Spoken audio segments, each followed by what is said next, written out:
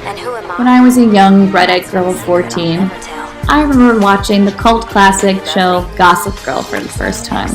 It was the first adult show I remember watching that wasn't Survivor or Drake and Josh. From episode 1, I was hooked. It had everything that my pubescent self wanted in television at the time. Beautiful people, a metropolis of lore, catty drama that would have never happened at my small rural high school, and of course, Chuck and Blair. She better not show her face again. I'm actually hoping she will.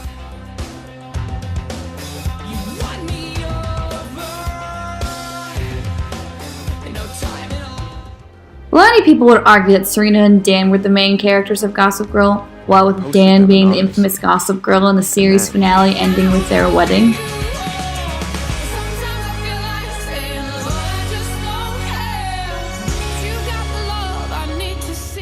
However, main characters to me were, and will always be, Chuck and Blair, or Chair as they're known on the fanfiction websites I consumed with voracity growing up. Why did I love this character pairing so much? Throughout their high school and college years, both Chuck and Blair could be downright maniacal. Let us not forget season 1 of Chuck at the Kiss on the Lips party where he was sexually aggressive to Jenny, who came to be the most hated character of the series, to be honest.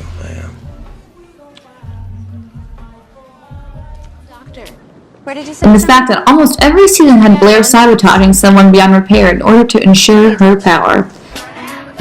To do some research. Haven't you heard? I'm the crazy bitch around here. Many would argue that Chuck and Blair were just downright awful people. But they're the reason why I kept tuning in each week, why I visited the Gossip Girl Insider website for set photos and fan theories, and why I read Gossip Girl fanfic.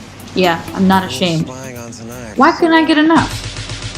Why? Because of the will they or won't they storyline that Stephanie Savage and Josh Schwartz kept teasing until the very last episode in the series. Jenny Humphrey was... Don't say her name! Or anything else to me, ever again. I dare any television writer from the early 2000s with the CWB to not remark on how that limo scene where Chuck and Blair have surprisingly passionate sex for a couple of teenagers to that Sum 41 song. And from then on, their tumultuous love story unfolds through 6 seasons.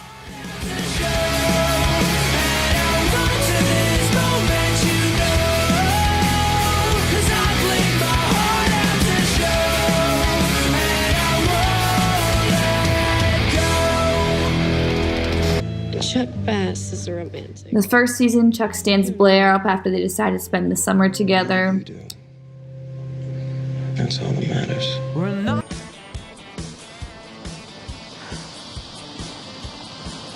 Everything all right? Yeah, it's Chuck.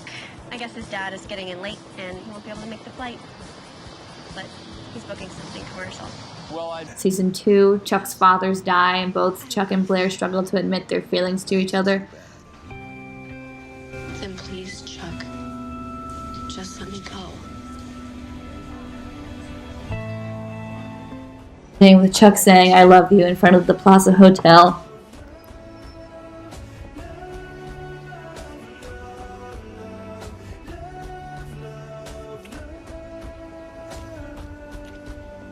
But can you say it twice?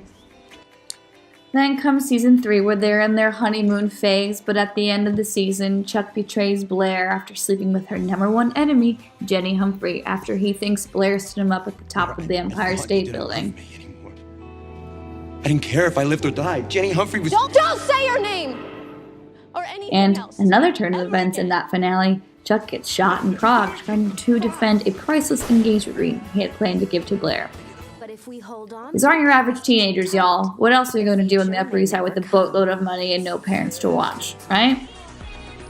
Then we're back for season 4, where Chuck and Blair have an on and off again relationship, primarily with weird sex roleplay, until new romantic interests walk into their lives. For Blair, it's Prince Louis of Monaco.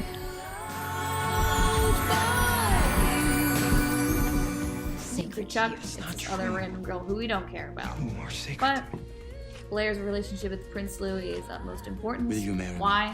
Because it makes her become the princess she always wanted to be. But uh-oh, Blair and Chuck have the quickie in a coat closet at some random kid's bar mitzvah they crashed. But then left an entire summer of wondering who's Blair's baby daddy, Louis or Chuck. obviously prayed to the CW gods that it was Chuck. Season 5, Blair gets married to Prince Louis of Monaco, only to realize that he's an awful guy and will need much money to get her out of her dowry. Yes, there was a dowry, and yes, this did take place in over 2000. Her and Chuck get into a car accident, ultimately costing the life of her unborn baby with Louis, and Blair makes a weird pact with God. I repeat, a weird pact with God in order to ensure Chuck's life. Takes. Finally, in season 6, two decide they can't be together until both of them fulfill their professional goals at the ripe age of 22. That is, until, gasp, Chuck's father actually comes back to life. Just kidding. Bart Bass faked his death to protect his family, but actually tries to kill Chuck like some straight Shakespearean shit, and Bart ultimately faces his demise at his own hands. But Chuck's worried that everyone will think he killed his father, causing him and Blair to flee, and eventually getting married in a somehow impromptu romantic wedding ceremony in front of Bethesda Fountain in Central Park in order to enact spousal privilege. It's a spiral. We have already climbed many steps. Cyrus, I think that is enough. Perhaps we could skip to the I do part. Where's the rings? Do you, Chuck, take Blair to be your lawfully wedded wife? 3 words, 8 letters. Blair, do you take Chuck to be your lawfully wedded husband? 1 word, 3 letters, yes. Then by the power vested in me by the great state of New York, I now pronounce you man and wife. You may kiss the bride. They can tell you what to do, but they'll make a fool of you, and it's alright. Baby, it's alright. Chuck Bass! Chuck Bass? You need to come with us. To Miss Waldorf. With you. Their saga ends with a flash forward with them in super cute Howland House with a young son named Henry prepping for Auntie Serena's wedding to lonely boy Dan Humphrey. Daddy! There is my grandson, Henry. Give me that boy. Give me, Gary. Come on. How are you? The place looks great. It was all Blair. Thank you. No, I told you that Tuesday is not soon enough. I need the samples in the showroom by Monday. Okay, I have to go. But what kept me watching, and others watching, over 6 years of ridiculous storylines wasn't the other character storylines or kind of just the craziness of it all. What kept me watching was my investment in Chuck and Blair's relationship. The will they or won't they is one of the easiest writing tropes to use while being incredibly satisfying to your viewers, who are the reason why the show is still on the air. But why do we love this concept so much? Isn't it a bit tired? I mean, Chuck and Blair are definitely not the first couple in television history to have a tumultuous relationship. There was Sam and Diane from Cheers. I do hate you, Sam. Well, I hate you, Diane. Ross and Rachel You're from like Friends. my best friend. I know. If we broke up and I lost you, What makes you think we're gonna break up? Fran Fine and Mr. Sheffield from The Nanny. Tell me, should I take this back? I think you should put it on. I already had it on. It flattens out my back. Ow! Mr. Sheffield! Mindy and Danny from The Mindy Project. After you. Get your big ass in there now. Jess and Nick from New Girl. nuts, Miller, because you're always sighing like you're the president of the United States and you have to decide whether we're going to war or not. I sigh because you sing about everything. I do. And I hate it. You sing and dance about nothing. Lorelai and Luke from Gilmore Girls. Looking at you like you're crazy. You know the last time I bought flowers for someone? Never. That's when. Very easy stat to remember. And of course, Jim and Pam from The Office. You look like you want to tell me something. You look like you have something really important to say and you just can't for some reason. The reason why the will they or won't they concept works for television so well, as opposed to a movie, is because we go on a journey with them.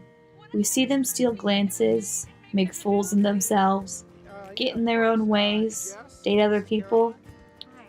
We tune in for every episode and see them progress, change, and grow.